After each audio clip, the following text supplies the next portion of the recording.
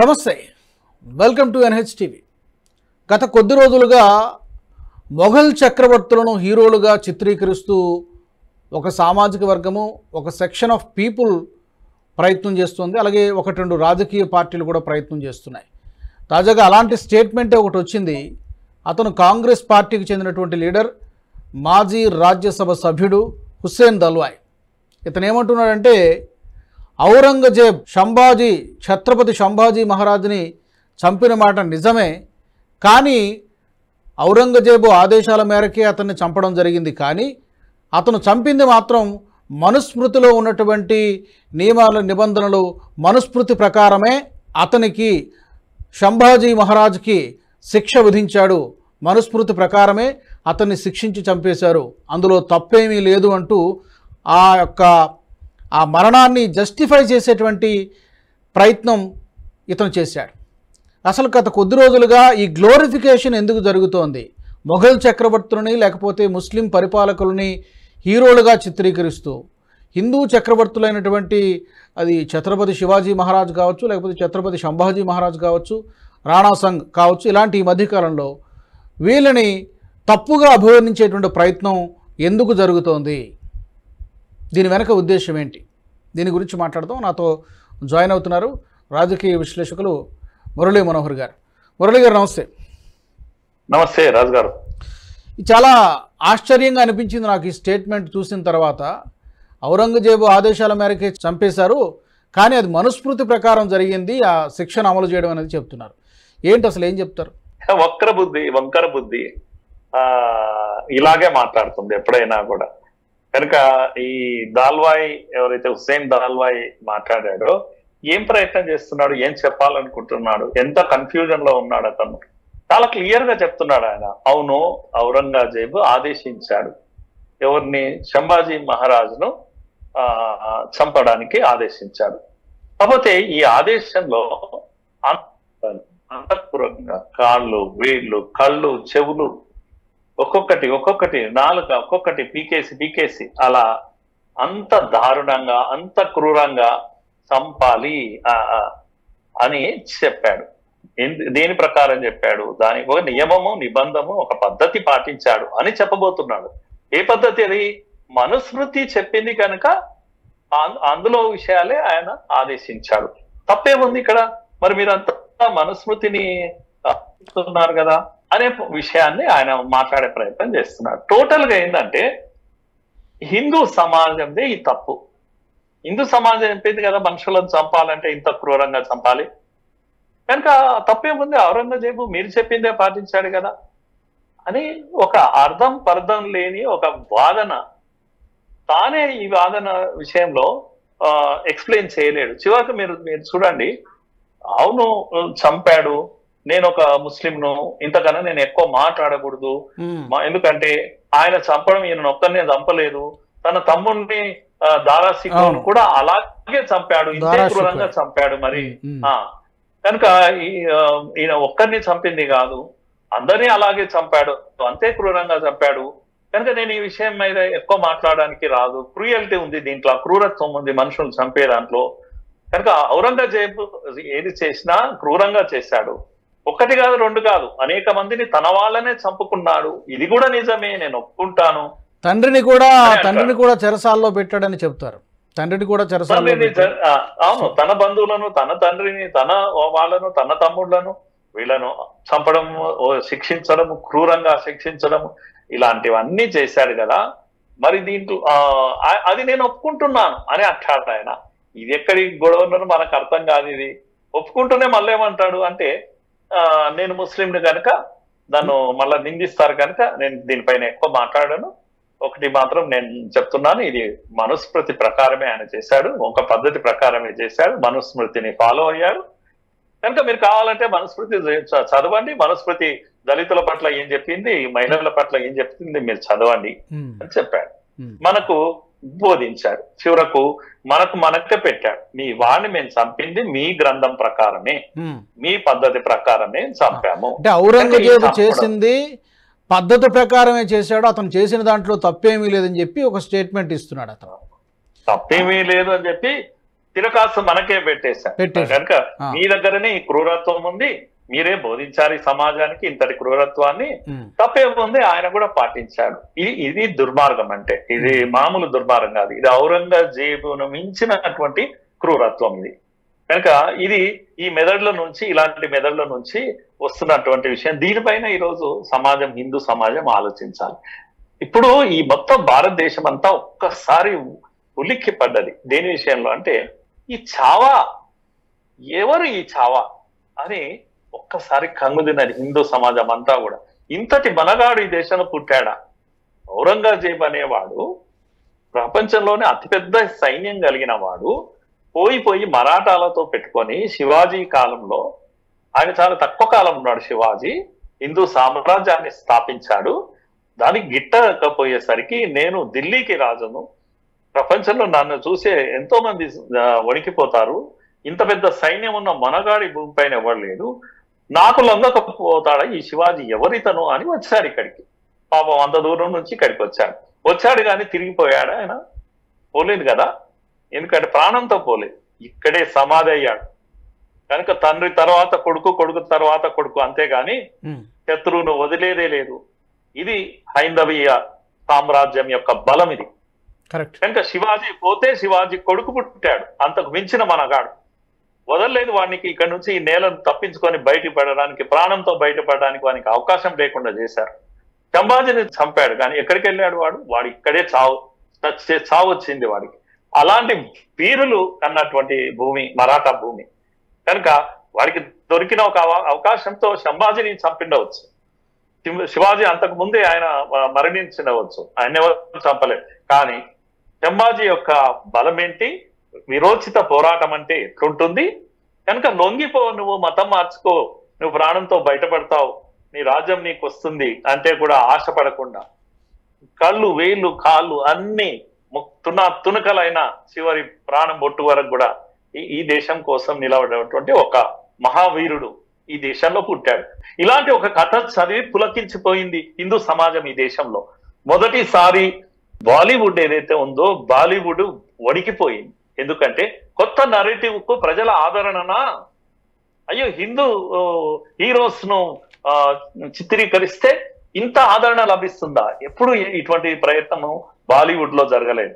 బాలీవుడ్ లో ఎప్పుడు కూడా ముస్లిం హీరోలు దయగల వాళ్ళు, ముస్లిం సమాజం, ముస్లిం మతాన్ని పాటించే వాళ్ళు గొప్ప వాళ్ళు, ఎప్పుడు వాళ్ళు హీరో.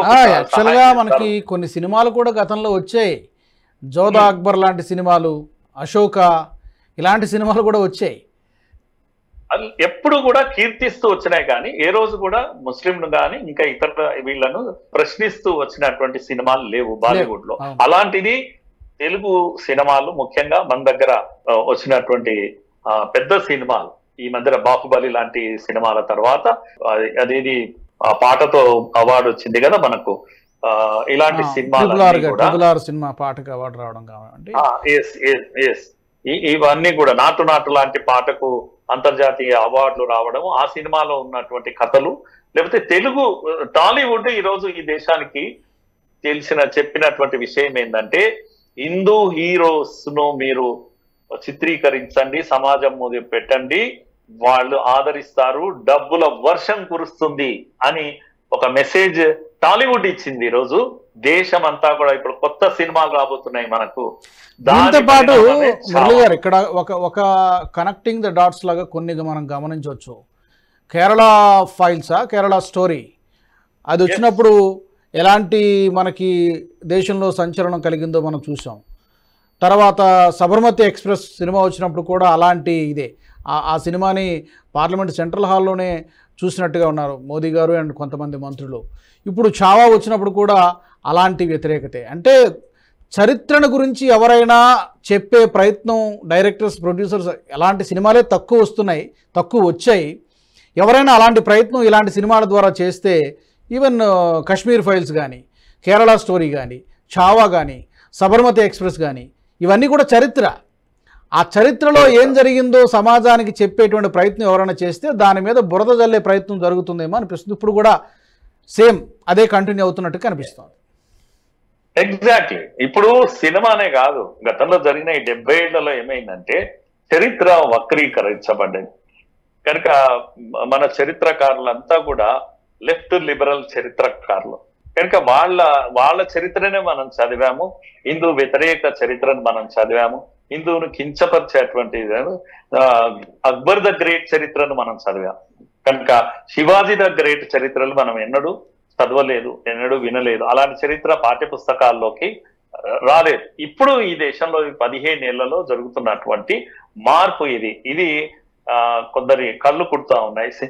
మొన్న ఈ మధ్యన ఒక డిబేట్ లో నేను చూశాను రాజు గారు, ఇర్ఫాన్ హబీబ్ లాంటి ఒక హార్డ్ కోర్ లెఫ్ట్ మేధావులు, చరిత్రకారులు నేను చెప్పేది, వీళ్ళంతా ఇప్పుడు టీవీ తెరలపైకి వచ్చి అప్పుడప్పుడు కొట్టి గట్టి ప్రయత్నం చేస్తున్నారు, దీన్ని డిఫెండ్ చేసుకోవడానికి ప్రయత్నం చేస్తున్నారు. కానీ ఆ ప్రయత్నంలోనే తెలియకుండానే ఆయన మాట్లాడిన విషయం ఏంటంటే, అవును ఎవరు కాదన్నారు, ఔరంగజేబు యొక్క క్రూరత్వాన్ని ఎవరు కాదన్నారు, ఆయన స్వయంగా తన బంధువులను, తన తండ్రిని, తన తమ్ముళ్లను చంపుకున్నటువంటి తీరు గాని, క్రూయాలిటీ గాని, దానికి పెట్టింది పేరు ఔరంగజేబు, దాన్ని ఎవరు కాదనలేరు అని ఇర్ఫాన్ అవి మాట్లాడుతుంటే చాలా ఆనందం వేసింది.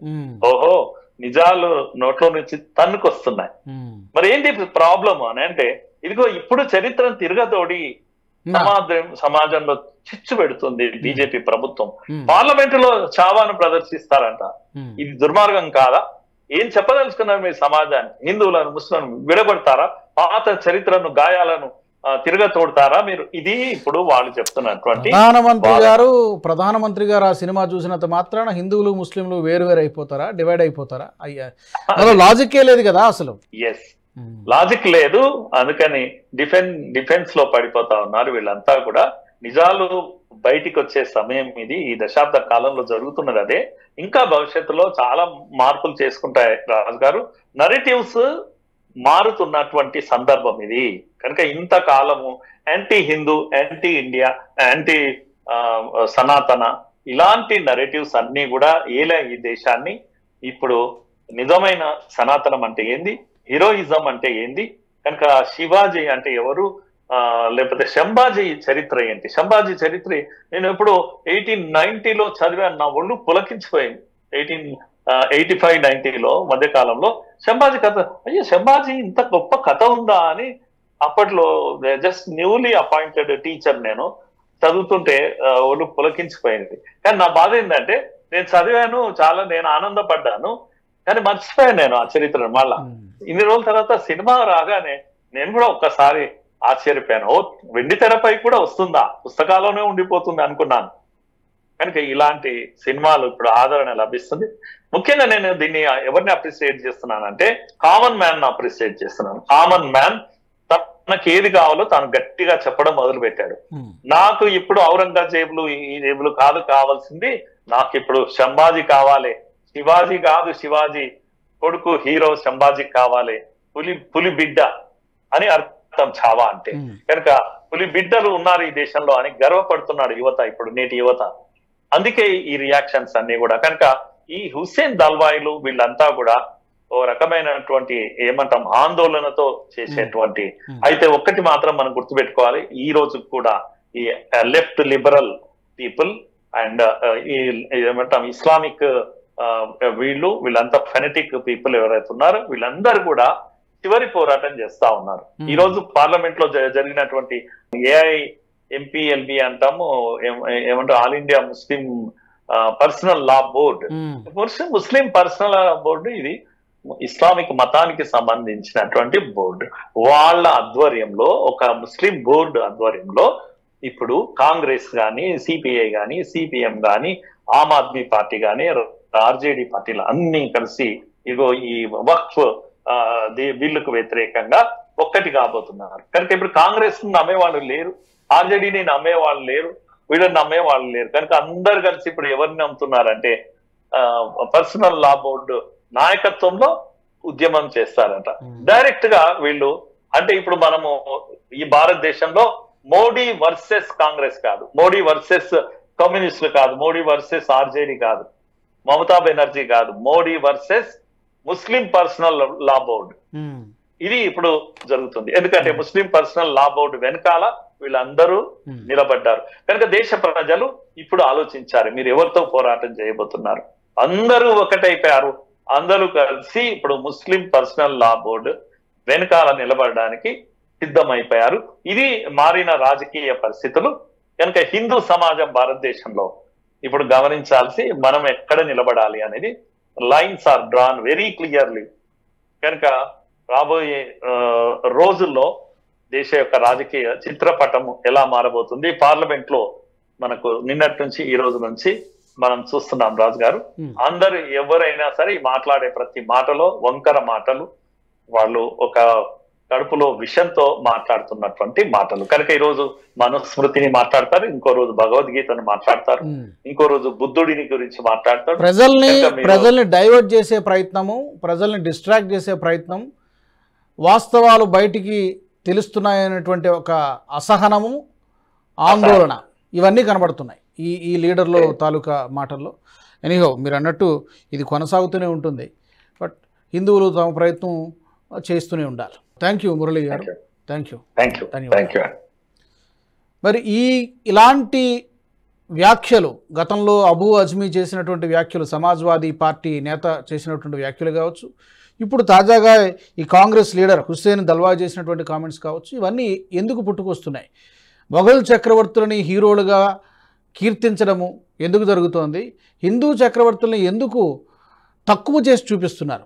ఎస్, వాళ్ళని చంపడం కరెక్టే, ఇదంతా కూడా ఎలాంటి పరిస్థితుల్లో చేశారనేటువంటి ప్రయత్నం ఎందుకు చేస్తున్నారు?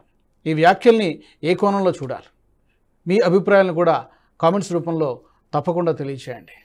ఈ వీడియో నచ్చినట్టయితే లైక్ చేయండి, షేర్ చేయండి, బెల్ బటన్పై క్లిక్ చేయండి. అలాగే nationalist hub NHTV group of ఛానల్స్ని సబ్స్క్రైబ్ చేసుకోండి. జాతీయవాద జర్నలిజాన్ని ప్రోత్సహించండి. జై హింద్, జై భారత్. ఈ వీడియో మీకు నచ్చినట్టయితే లైక్ చేయండి, 10 మందికి షేర్ చేయండి. అలాగే కామెంట్ల రూపంలో మీ అభిప్రాయాలను మాతో పంచుకోండి. Nationalist hub group of channels ను సబ్స్క్రైబ్ చేసుకుని తెలుగునాట జాతీయవాద జర్నలిజాన్ని ప్రోత్సహించండి. ఈ వీడియో కింద ఉన్న బెల్ ఐకాన్ పై క్లిక్ చేయడం మర్చిపోవద్దు.